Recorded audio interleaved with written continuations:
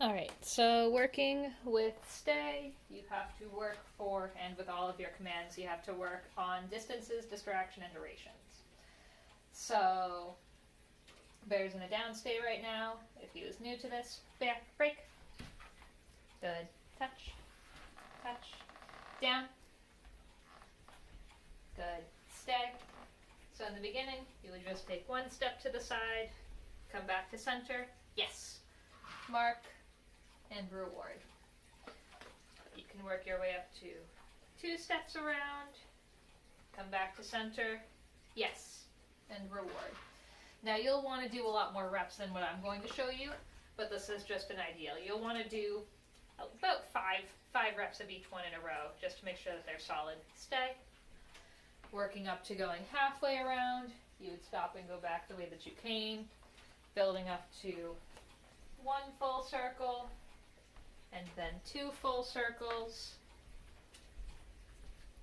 Yes. So that's some of the distraction. Another one would be distance and distraction, stay. So going into another room far away. It's particularly hard when the dog has their back to you. A lot of dogs really want to move around. Do not reward them for moving their feet or anything like that. I would just give them a no reward marker, which most of the time is just no, and then restart the exercise.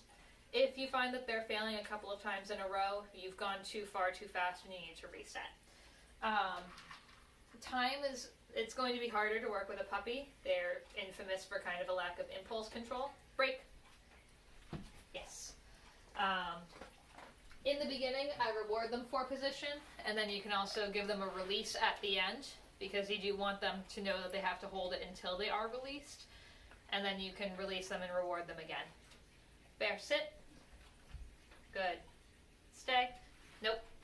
He has a harder time holding sit, so this one might be a little bit more relevant for you. He tends to like to down when I tell him to.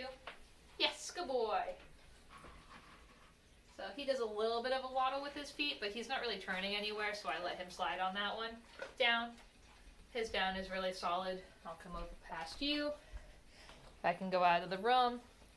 You want to start building up on your time. You want to build up starting at 1 second, 3 seconds, 5 seconds, and build up to there. It's nice to build up to 1 to 3 minutes. That's not necessarily reasonable to expect with a puppy, particularly in the beginning.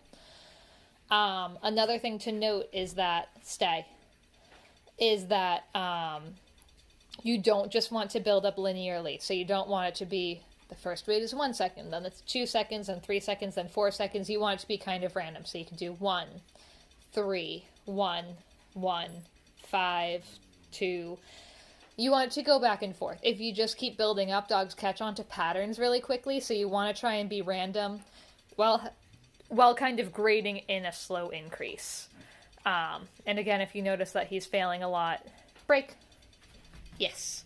Good boy. Then you know that you've gone too far too fast.